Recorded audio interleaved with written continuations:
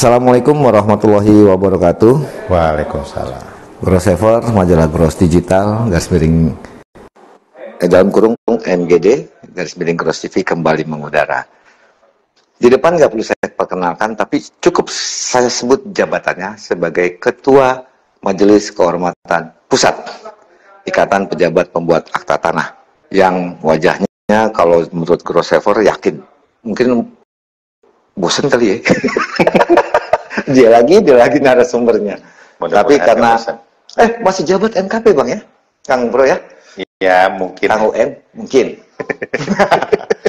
Kang Udin, kalau kita bicara kalau dulu kan pernah ya saya tanya Kang Udin, diangkat tahun berapa, notaris, PPAT, perjalanannya sampai sekarang kan belasan puluhan tahun lah.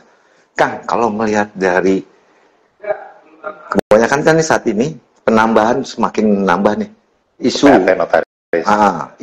isu di notaris sekarang sudah 3.000-an, targetnya 6.000 untuk pengangkatan. Tanda petik berarti persaingan di dunia kenotariatan atau di dunia notaris kan bertambah. Begitu juga dengan PPAT. Bahkan PPAT lebih gila lagi, bukan hanya PPAT notaris saja yang diangkat, tapi ada PPAT khusus, PPAT apa sih yang mantan sementara, PPAT sementara yang mantan kakantah, ya. Terus dari pejabat-pejabat kementerian bisa diangkat jadi PPAT. Nah, dengan banyaknya ini kan berarti kan perlu ada peningkatan terhadap intelektual, pengetahuan, pengalaman dalam menjalankan jabatan. Nah, dari kacamata Kang UN, melihat fenomena ini bagaimana nih? Isu yang terakhir dari notaris dulu, baru ke PPAT. Ya, boleh dong, nyapa dulu dong. Baik, bismillahirrahmanirrahim. Assalamualaikum warahmatullahi wabarakatuh. Salam sehat semuanya ya, rekan-rekan sekalian. Alhamdulillah. Mungkin urusan organisasi kita ini dulu ya. Sampingkan dulu, oke. Ya, karena tidak kalah penting juga ini urusan yang terkait dengan katakanlah yang tidak ditanyakan oleh Kang Mahfud ya. Pertama, kalau dalam konteks notaris, kenapa harus ada magang gitu ya?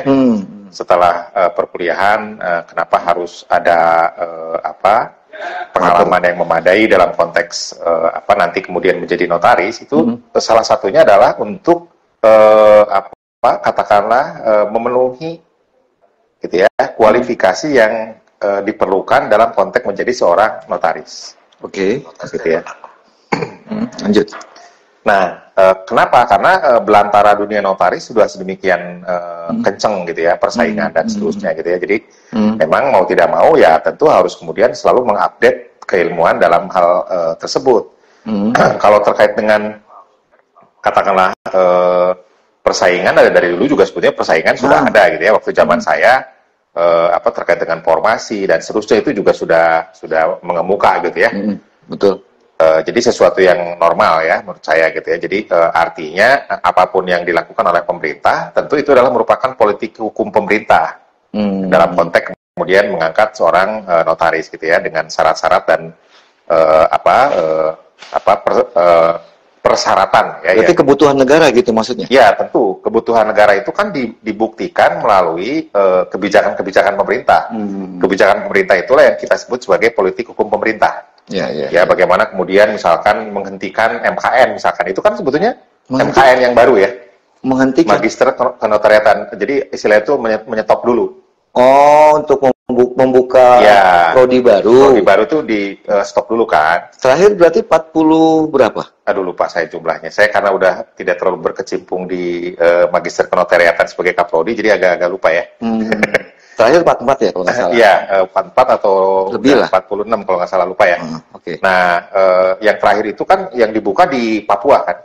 Nah, Sekolah Tinggi Ilmu Hukum yang termuda kan menyelenggarakan Magister Kenotariatan itu mungkin karena politik hukum pemerintah. Jadi untuk daerah-daerah yang katakanlah terpencil gitu ya, dalam tanda petik ya. Kemudian boleh membuka kenotariatan. Itu kan sebetulnya politik hukum pemerintah. Kalau dilihat dari konteks kebutuhan kan memang masih butuh, tapi dibutuhkan untuk daerah-daerah terpencil kan. Itu jadi bukan di daerah Jakarta, Bandung gitu ya, bukan kota-kota besar gitu ya. Cukup terpenuhi. Luber. Nah itu dalam konteks notaris. Dulu kan masa magang atau magang itu sendiri lebih sederhana kan gitu waktu zaman saya gitu ya. Nah sekarang itu kan lebih diinikan lagi gitu ya, bahwa ada magang bersama gitu ya. Betul.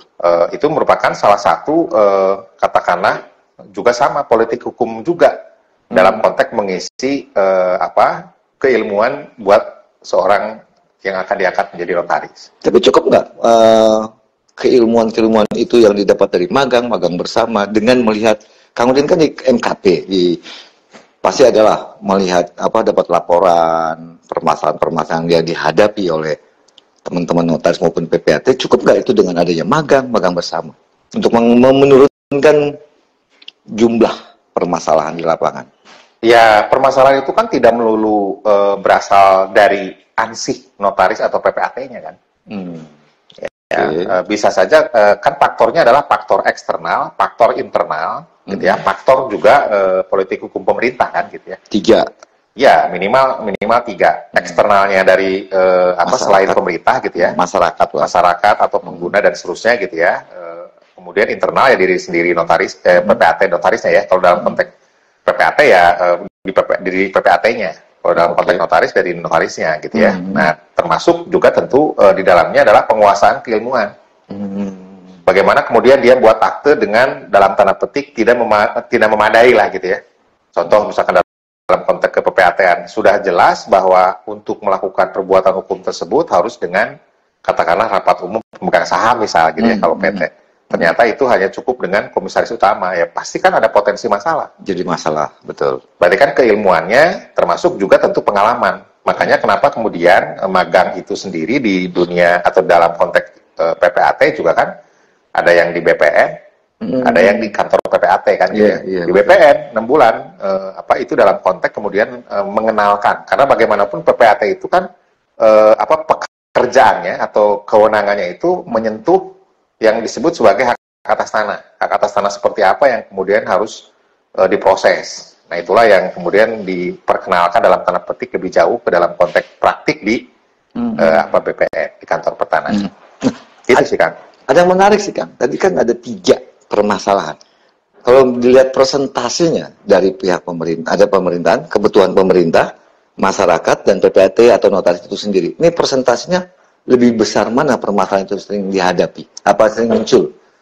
Ya kalau ditanyakan itu tentu sangat variatif ya. Artinya kalau dilihat dalam beberapa kasus yang mengemuka, contohnya kasus-kasus yang katakanlah sangat viral di masyarakat. Nah, Kang Udin kan sering jadi